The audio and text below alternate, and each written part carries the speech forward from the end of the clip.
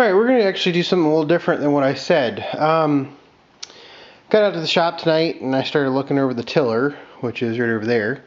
And I just don't want to mess with it at night. So, for some reason it struck me that maybe I should start working on the 46 blower. I don't think it's going to snow this year. I mean, after all, it's already April. The snow blower is still in the 1445, so if I need a snow blower, I obviously don't need this. So what I've done is I've gone ahead and taken off all the shields to see anything's amiss, stuff like that. So you see the chain is right there, nothing too terrible there. Obviously this unit's got a little bit of run time on it, actually quite a bit, I think. And it obviously has not been run in several years based on taking this off, and there is obviously a nice layer of dust on that ram right there. No leaks that I can identify.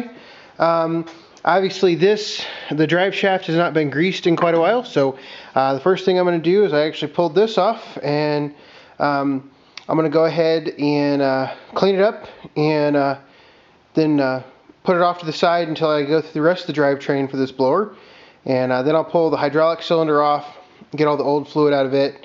I see that I have some worn hoses right there. May see about getting some hoses redone, stuff like that. So yeah, I'll prop you up while I'm taking this drive shaft apart and everything, and we'll go from there.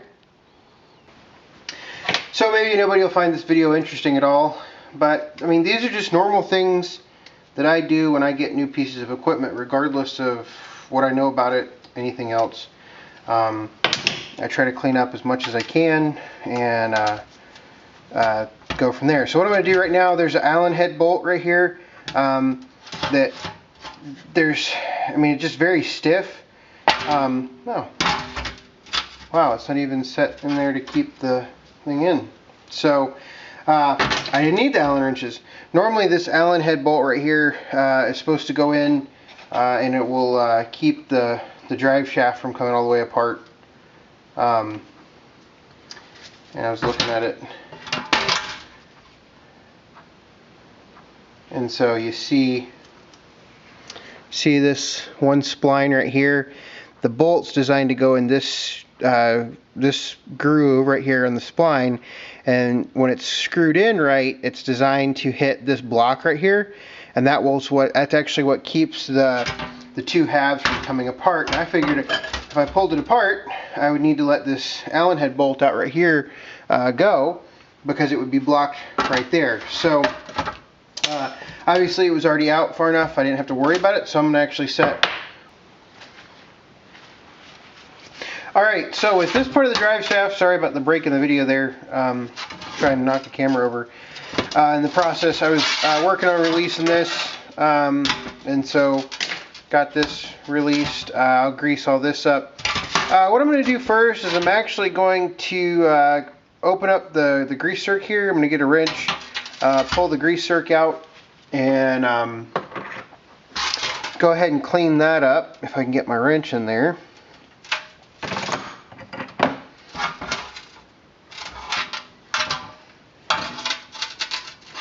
Sometimes it's easier said than done.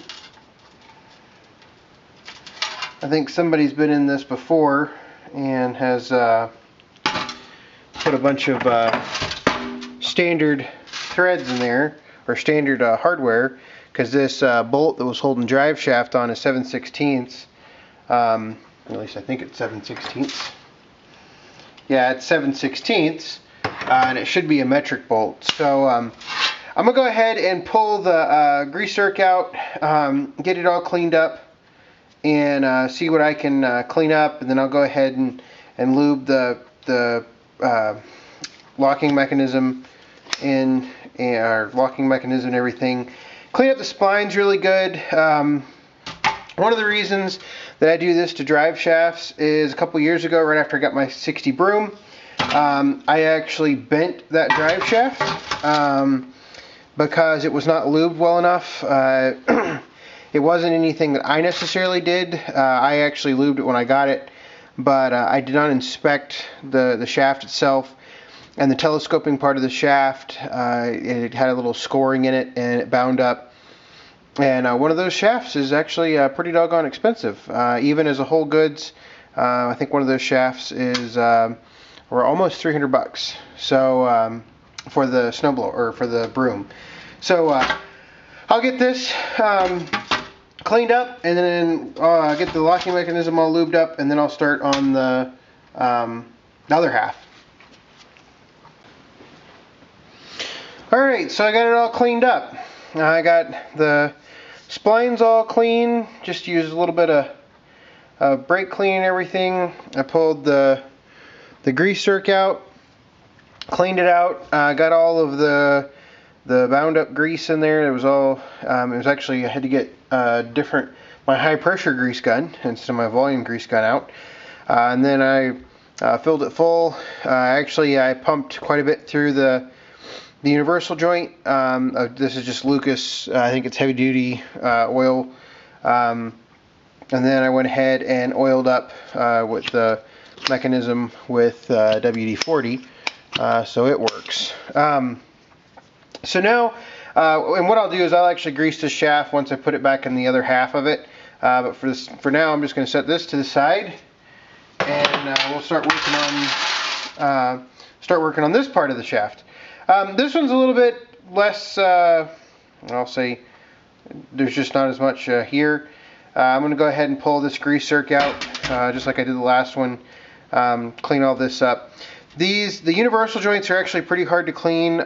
Mostly, I'm just cleaning them so I can see what the grease looks like coming out, rather than collecting all this dirt and debris on the outside and whatnot. So I don't really clean them because I know they're going to get dirty again. I clean them mostly because I want to see what comes out of the universal joint when I grease it. So I'll go get this one cleaned up, and I'll come back when I'm done with this one. Alright, I got the other half clean. Got the grease zerk all prepped. Got nice and greased now. Now what I'm going to do is I'm actually going to put the two halves back together. Now that they're nice and greased and everything. The first thing I'm going to do is I'm actually going to spread a little grease on this end right here. You probably don't need to do this because the grease will generally go pretty much everywhere on the drive shaft that you want it to go. I'm just going to spread the rest with my hands. And it will actually get more than this, but I just wanted to give it a little bit of kind of a head start, for lack of a better term.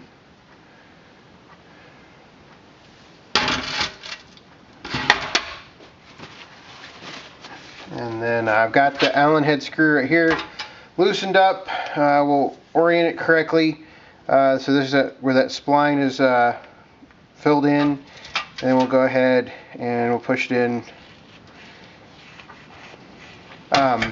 So one thing I did do is I did clean out the inside of this part of the shaft right here, which is not exactly easy to some degree, because when you do that, what you're trying to do is you're trying to get all that dirt and debris out of here, because if there's dirt and debris in there, obviously that's going to impact how well the grease can work. We'll tighten this Allen head bolt down, and then, oops, a little too tight there. And there we go.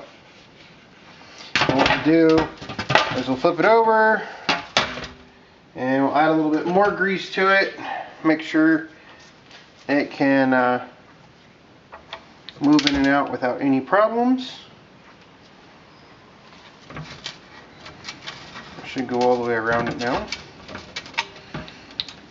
I just bought this grease gun. I'm not really a fan of it at the moment. Mostly because of this. I can't get the tip or the end set right, for lack of a better term. It just won't. I can't get the pressure set right. It either falls off or it's too tight. So I may have to go back. I've got a couple different grease guns. This is, like I said, this was a new one. It was on sale and it seemed like a good idea. So I'll just move this back and forth a little bit, make sure that I've got it nice and greased. I'll probably put some more grease on it before I use it the first time. But yeah, so drive shaft is all, I feel a lot better. I think it looks a lot better than it did. I got some clean grease on it.